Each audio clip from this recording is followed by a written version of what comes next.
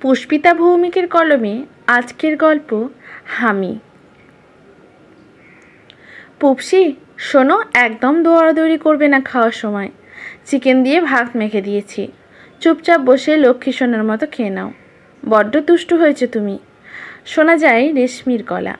থালাতে ভাত মেখে নিয়ে মেয়ে পুপসির পিছনে পিছন প্রতিদিন এই ঘর ওই ঘর দৌড়াতে হয় রেশমি, মানে 7 বছরের ছোট্ট পুপসির মাকে। ছোট্ট পুপসি ওরফে আদ্রিতা ভাত খাওয়া নিয়ে বড্ড বেশি বায়না করে। এটা খাবো না, ওটা খাবো না, এই নিয়ে অনেক হ্যাপা পোহাতে হয় রেশমিকে। শাকসবজি ফল একদম খেতে চায় না পুপসি, শুধু নজর ওই চিপস, ফাস্ট ফুড আর চকলেটের দিকে। সপ্তাহে একটা মাত্র রবিবার ছুটির দিনেও রেহাই নেই রেশমির। সকালে বাজার করে এনে রান্নাবান্না সারতে বড্ড দেরি হয়ে গেল। তার উপর কদিন হলো বাড়ির কাজের লোক মতির মা ডুব মেরেছে কিছু না বলে কয়ে। সব দিক দেখে নাজেহাল অবস্থা ওর। অন্যদিকে অর্পণ মানে রেশমির স্বামী চুপচাপ ঘরের বিছানায় বসে ল্যাপটপ কোলে অফিসের কাজ করছে, আর মাঝে মধ্যে চা কফির হুকুম করছে ওকে। সামনেই নাকি কোনো জার্মান প্রোডাক্টের বড় দায়িত্ব ওর কাঁধের ওপর, তাই না খাওয়ার সময় নেই।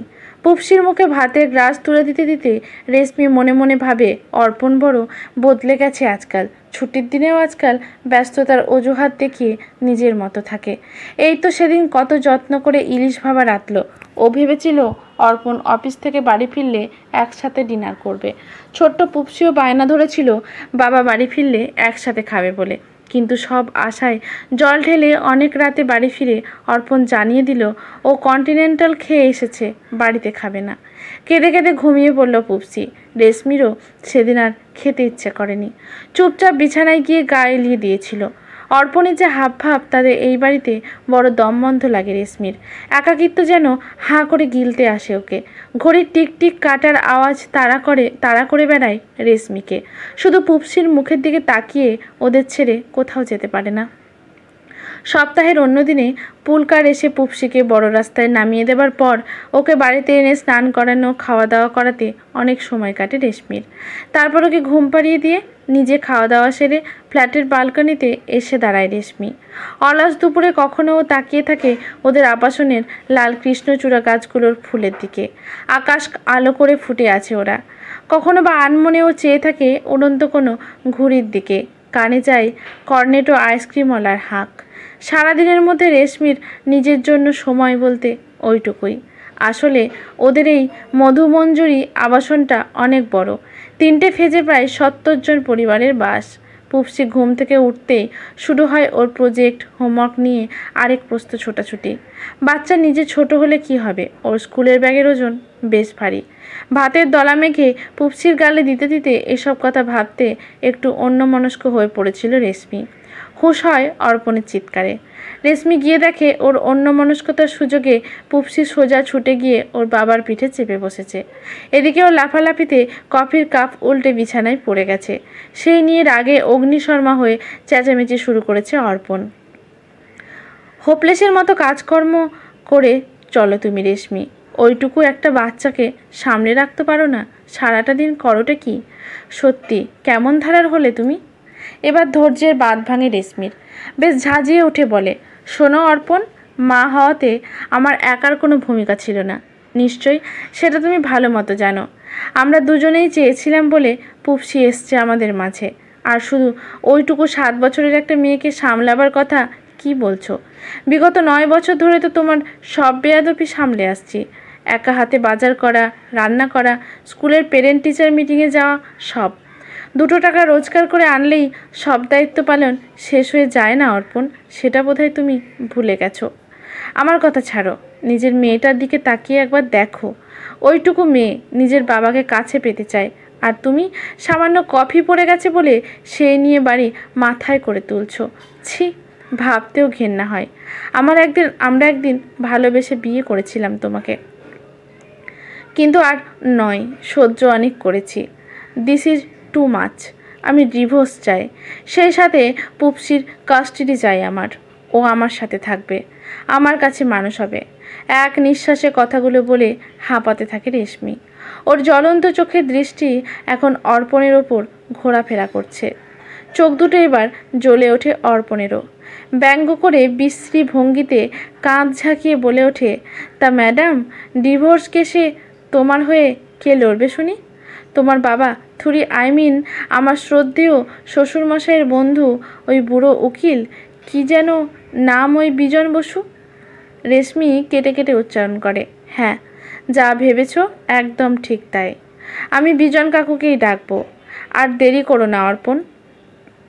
পায়ে স্যান্ডেল গলিয়ে হন হন করে বেরিয়ে যায়, সঙ্গে বলে যায়, আচ্ছা मैं भी দেখ লেতা হুঁ, আমিও কি করতে পারি। এদিকে যাকে নিয়ে এত কাণ্ড সেই পুপসি তখন মা বাবার যুদ্ধংদেহী চেহারা দেখে এক ঘরের কোণে সেধিয়ে গেছে। সেদিকে লক্ষ্য না করে রেশমি ফোন করে উকিল তথা বিজন বসুকে, হ্যালো কাকু, আমি রেশমি বলছি, তুমি কি একটু আমার ফ্ল্যাটে আসবে? পরিস্থিতি আমার হাতের বাইরে বেরিয়ে যাচ্ছে, আর আজকে যা হলো সেটা তো জাস্ট ভাবতে পারছি না। বিজনবাবু ঠান্ডা মাথায় ধীরে ধীরে উত্তর দেন, হ্যাঁ আমি আসছি রে মা, কিন্তু মনটাকে একটু শক্ত কর, তুই ভেঙে পড়িস না। তোর এই বিজন কাকু থাকতে চিন্তা কি? খানিকক্ষণের মধ্যেই চলে আসেন উনি। ওনাকে দেখে রেশমির কথার বাঁধ ভাঙে হুড়মুড়িয়ে। সব কথা যখন শেষ হয় খেয়াল হয় পুপসি আশেপাশে কোথাও নেই। সোফায় যেখানে বসে ওরা কথা বলছিল সেখানে পড়ে আছে ওর আঁকার খাতা। একটা ছবি এঁকেছে পুপসি, তার নিচে লেখা মাম্মাম বাবা আর মাঝখানে আমি, টুগেদার ফর এভার। শুরু হয় খোঁজাখুঁজি। অর্পণকে ফোন করে ডাকে রেশমি, কিন্তু দুপুর গড়িয়ে বিকেল হলেও কোথাও পাওয়া যায় না পুপসিকে। বাধ্য হয়ে সবটা জানিয়ে ফোনে ডাকা হয় অর্পণকে। ওর কাঁধে মাথা রেখে কান্নায় ভেঙে পড়ে রেশমি। ওকে সান্ত্বনা দেবার ভাষা হারিয়ে যায় অর্পণেরও। সত্যি আজ যে কী হচ্ছে। সমস্ত আশা ছেড়ে যখন পুলিশে মিসিং ডায়েরি করা হবে বলে ঠিক করা হচ্ছে, এমন সময় পুপসি কোলে নিয়ে ঘরে ঢোকেন মিস রিনিতা সানলান। উনি পেশায় একজন মনোবিদ। ওই একই মধুমঞ্জরি আবাসনে ফেজ 3-তে থাকেন উনি। পুপসি জড়সড় হয়ে বসে আছে ওনার কোলে। রিনিতা এবার বলেন, পুপসির মা বাবা হিসেবে আপনাদের কিছু কথা বলছি আজ, কিছু মনে করবেন না। বিকেলে আমি যখন ছাদে আমার টবগিরোতে জল দিতে যাই তখন দেখি জলের ট্যাঙ্কের পিছনে ছোট্ট হাত দুটো প্রাণপণে নিজেকে লোকাবার চেষ্টা করছে। কাছে গিয়ে দেখি ও আপনাদের মেয়ে। আমি ওকে অনেক বুঝিয়ে সুঝিয়ে যে কথাটা জানতে পেরেছি ওর থেকে, সেটা হলো আপনাদের ঝগড়া দেখে আদ্রিতা ভীষণ ভয় পেয়েছে, আর ও চায় ওর মাম্মাম আর বাবার সাথে একসাথে থাকতে। এটা কখনোই চায় না আলাদা হয়ে শুধুমাত্র মা কিংবা বাবার মধ্যে একজনকে বেছে নিয়ে তার সাথে দিন কাটাতে, তাতেও ভালো থাকবে না। ওর দুজনের স্নেহ, মায়া, মমতা দরকার। ওনার কথাগুলো যখন শেষ হয় রেশমির নরম গাল দিয়ে বিন্দু বিন্দু জলের ফোঁটা গড়িয়ে পড়ছে। অর্পণ মাথা নিচু করে বসে আছে। সারা ঘর জুড়ে অদ্ভুত নিস্তব্ধতা। এতক্ষণে বোঝা যায় ছবিটার মধ্যে দিয়ে পুপসি ঠিক কী বলতে চেয়েছিল ওর মা বাবা দুজনকে। রিনিতা আবারও বলেন, আসলে কি বলুন তো অর্পণবাবু, গুড পেরেন্টিংয়ের নামে গাদা গাদা টাকা খরচ করে নামি স্কুলে ভর্তি করে বা দামি খেলনা দিয়ে নয়, বরঞ্চ ওকে একটা দামি শৈশব দিতে হবে। সেটাই পুপসির জন্য সেরা উপহার। নিজেদের ইগো, মান, অভিমানের প্রভাব ওইটুকু ছোট্ট শিশুর ওপর পড়তে দেবেন না, এটা আমার অনুরোধ। বিজনবাবু নীরবতা ভেঙে এবার বলেন, হ্যাঁ মিস রিনিতা, আমিও একমত আপনার সাথে। আসলে শৈশবে বড়দের এই ঝগড়া শিশুদের মনে অনেক অজানা আতঙ্ক আর নিরাপত্তাহীনতার জন্ম দেয়। আমিও বলবো এসব ছোটোখাটো অভিমান, সেন্টিমেন্ট, দাম্পত্য কলহ ছেড়ে পুপসির জন্য ভালোভাবে বাঁচ তোরা দুজনে। চলুন মিস রিনিতা, আমরা এবার যাই। আর পুপসি সোনা, ভাব করে নাও দেখি তোমার মাম্মামার বাবার সাথে। পুপসিকে কোলে নিয়ে ওর একে একে ওর গালে স্নেহচুম্বন এঁকে দেন বিজয়বাবু আর রিনিতা। তারপর ওকে টাটা করে বেরিয়ে যান ওনারা। রাতে অর্পণের উদ্দেশ্যে ছোট ছোট আরাম মোমবাতি দিয়ে অনেক দিন পর সেজে ওঠে বাড়ির ডাইনিং টেবিল।